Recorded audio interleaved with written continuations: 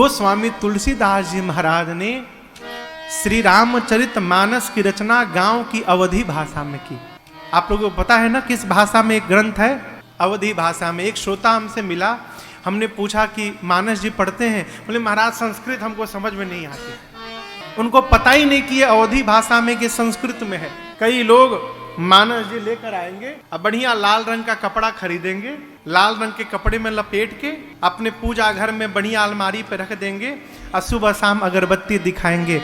जीवन भर अगरबत्ती दिखाइए, कुछ होने वाला नहीं है। क्यों? आपका पैसा आपके काम तभी आएगा जब आपके हाथ में रहेगा। यदि आपसे हम 10,000 रुपया ले लें अपने पास और आप मान के बैठो कि हमारा पैसा है महाराज जी के पास, आप माने रहो हम देंगे तब ना आपका होगा, हम तो देवे नहीं करेंगे। उसी प्रकार आपका पैसा आपके उपयोग में तभी है जब आपके हाथ में है।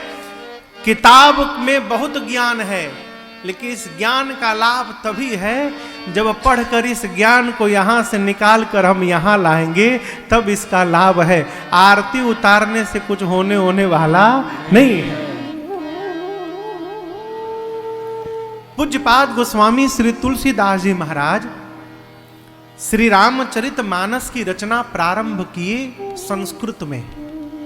ठीक, संवत 1631 संवत 1631 में जिस दिन जेहि दिन राम जन्म श्रुति गावहि, तीरथ सकल तहाँ चलिया आवहि। श्री धाम अयोध्या जी में जहां पर परमात्मा श्री राम ने रामनवमी के दिन अवतार लिया, संवत 1631 में ऐसा संयोग बना माई बाप कि जो ग्रह, जो नक्षत्र, जो तिथि, जो वार राम जी के अवतार के समय था, वो सारे ग्रह गोचर संवत 1631 में पड़े थे। वहां भी राम जी का रामनवमी उस दिन मंगलवार को पड़ा और सारे तीर्थ अयोध्या में उसी दिन दर्शन करने आते हैं। उसी दिन गोस्वामी तुलसीदास जी महाराज ने मानस की रचना प्रारंभ की। दिन भर लिखे संस्कृत में, रात को सो के जब सवेरे जगे तो कल जो लिखा था वो मिट गया था। अगले दिन फिर लिखे, रात को सोए, अगले दिन जगे, फिर मिट गया। ऐसे 7 दिनों तक चला। कितने दिन तक? 7 दिन भर लिखते थे, अगले दिन मिट जाता था। जगह मिले ना थोड़ा थोड़ा आगे बढ़ाइए। अभी आज ही भर गया, अभी बहुत सारे लोग आने वाले हैं। ठीक है, ठंडा ठंडा कूल है, आराम है इसमें। 7 दिन गोस्वामी जी दिन भर लिखते थे और रात को मिट जाता।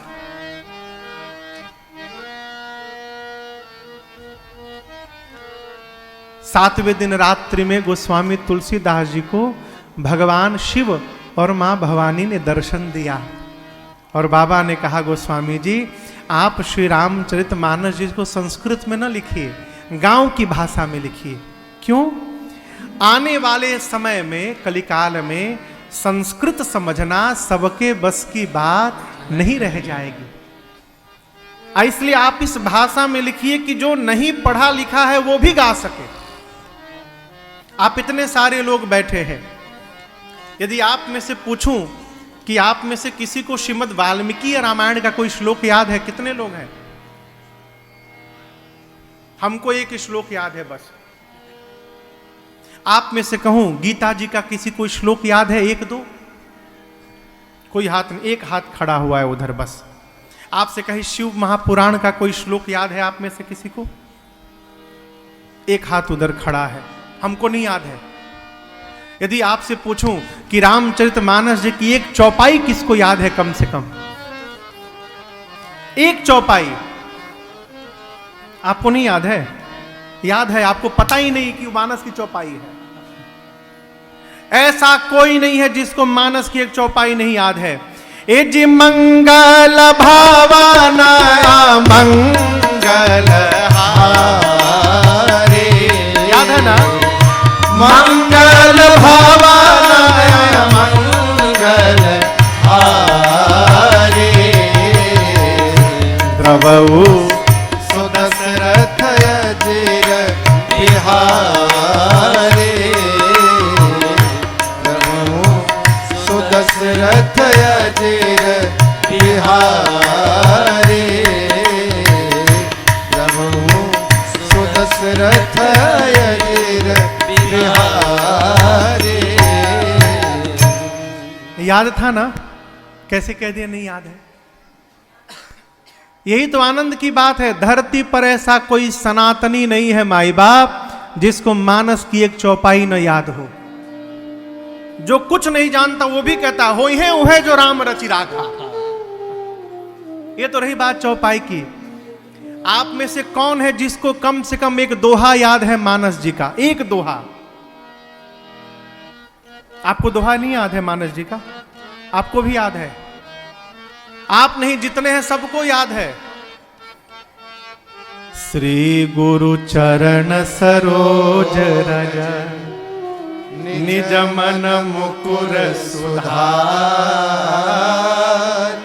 वरनौ रघुवर बिमल जस जो दायक फल चार। ये श्री हनुमान चालीसा जी का दोहा नहीं है, ये अयोध्या कांड का प्रथम दोहा है।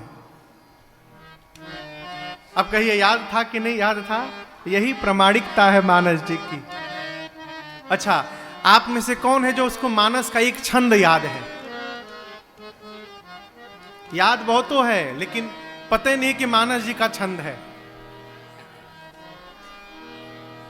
गावे मनुजाहे राचेओ मेले सोबरु सहज सुंदर सावरो करुणा निधान सुजान शील स्नेह जानत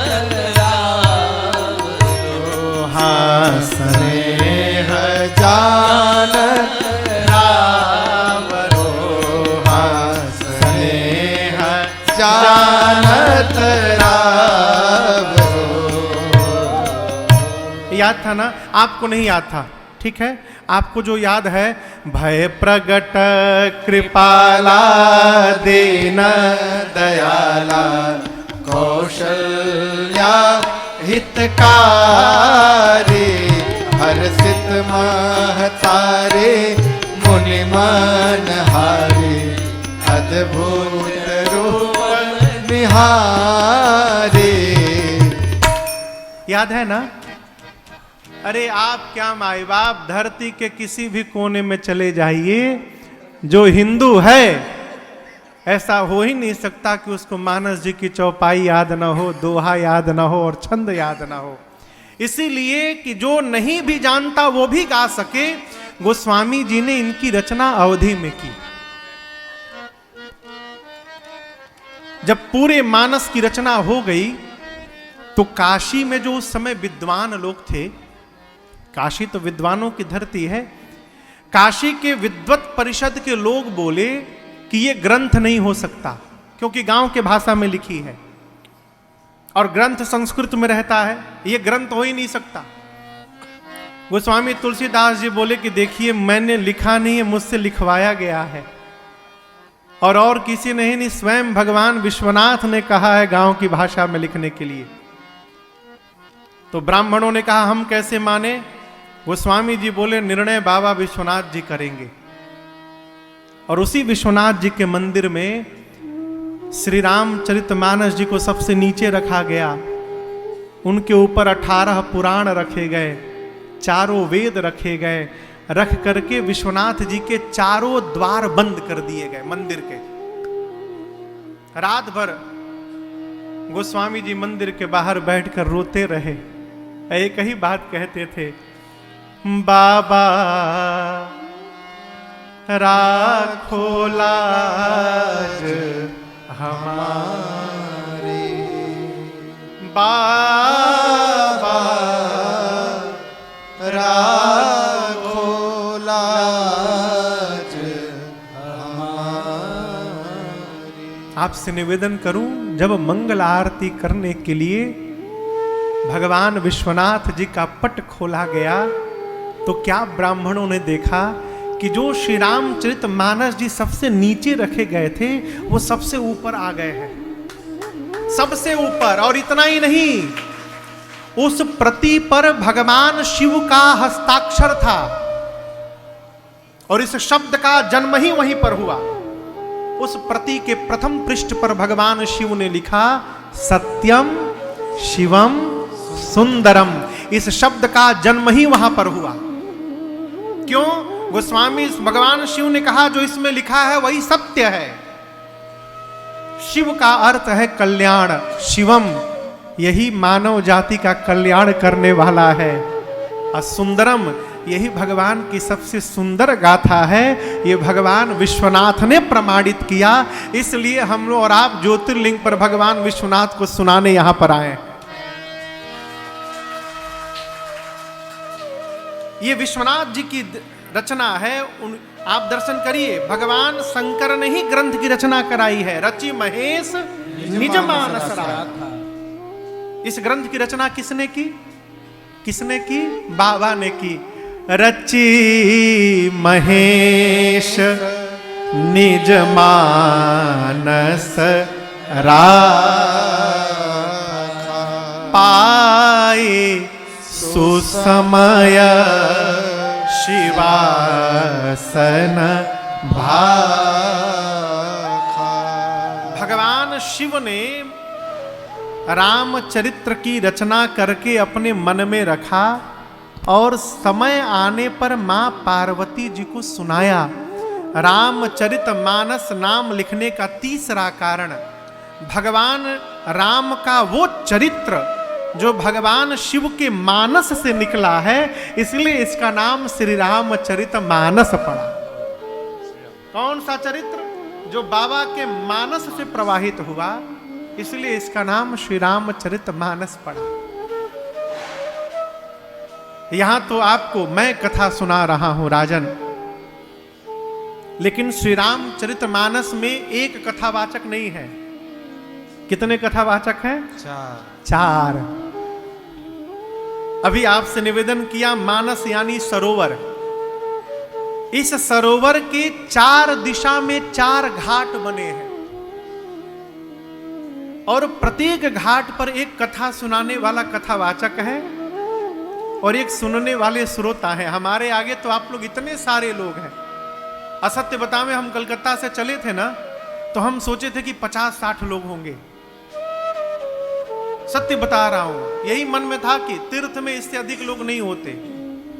हम लोग गए थे खाटू श्याम कथा गाने, तो वहां तो खैर अद्भुत लीला, हम कुछ कहेंगे नहीं। भीड़ हजारों की थी, हजारों नहीं लाखों की। जिस समय उनका जन्मोत्सव रहता है ना श्याम जी का, उसी समय कथा थी। दिल्ली के हमारे बॉम्बे के एक भैया वहां पर आयोजन किए। जिस भवन में हम लोग रुके थे उस भवन में 10,000 लोग थे। कितने लोग? कथा में कितने लोग रहते थे? 15। 100 आदमी। हाँ, आप थे उस कथा में? कहां 100 आदमी थे, लास्ट दिन पहुंचे होंगे।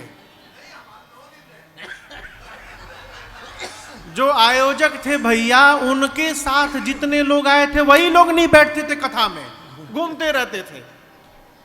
हम भी कहें बाबा कहां बुला लिए हो। लेकिन यहां आप दर्शन करिए, इतनी दूर आज पहले दिन की कथा है और इस सभागार में पांव रखने की जगह नहीं है। यही बाबा की कृपा है और करुणा है। जैसा बाबू जी कह रहे थे, कथा सुनाई पड़ जाए सरल ना समझिएगा। कथा के पहले नहाने गए, कान में पानी चला गया, न 7 दिन कथा नहीं सुन पाए, और उसके बाद पटाखा फटा, कान खुल गया।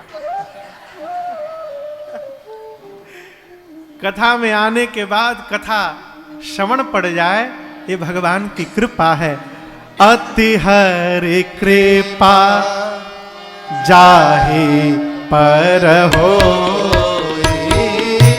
अति हरि कृपा जाहि पर होई, पाव देई एहि मार्ग सोई, पाव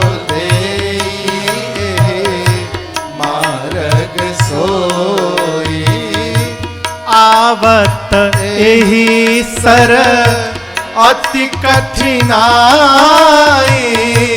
आवत एही सर अति कठिनाई, राम कृपा बिनु आए न जाए, राम कृपा बिनु आए न जाए, राम कृपा बिनु आए न जाए, राम कृपा बिनु आए न जाए। यहाँ हम और आप आ गए हैं, यही हमारे पर भगवान की कृपा है। आवत एही सर अति कठिनाई, बड़ी कठिनाई है। कितनी कठिनाई साहब? 24 घंटे ट्रेन लेट आई है। इन लोग की ट्रेन तो इटारसी से घूम गई